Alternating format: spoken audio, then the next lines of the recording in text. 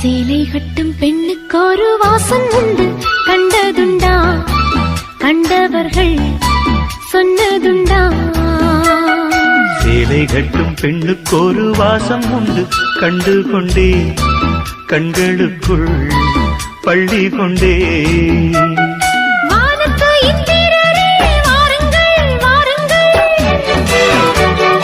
பெண்ணுக்குள் என்ன இன்பம் கூறுங்கள் கூறுங்கள்.